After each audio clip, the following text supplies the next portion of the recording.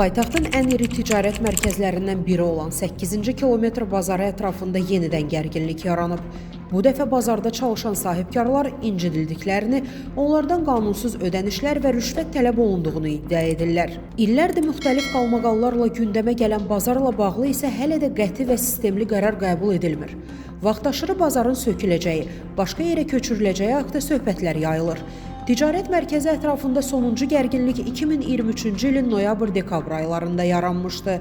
Bu bazar vaxtı ilə nazirlərin, generalların nifaq almasına çevrilmişdi. Sabiq İqtisadi İnkişaf naziri Fərhad Əliyevin, ləğv edilmiş Milli Təhlükəsizlik Nazirliyinin energetika və nəqliyyat sahələrində təhlükəsizlik baş idarəsinin rəisi olmuş general-mayor Akif Çovdarovun da bu bazarda qeyri-rəsmi payları olub. Qlobal İnfoza danışan əmlak məsələləri üzrə ekspert Elnur Azadov deyib ki, ümumiyyətlə ticarət obyektlərində satılan məhsullar istehsalçı və ya tədarükçü şirkətlərdən müvafiq sənədlərlə alınır.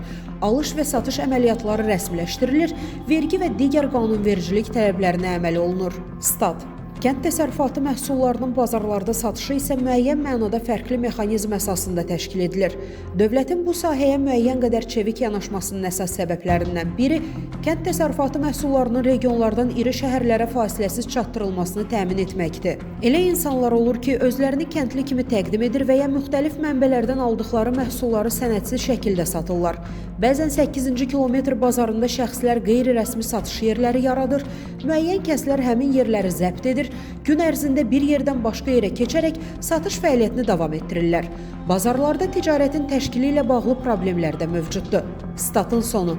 Əziz izləyicilər, xəbərlərdən məlumat əldə etmək üçün kanalımıza abunə ola bilərsiniz.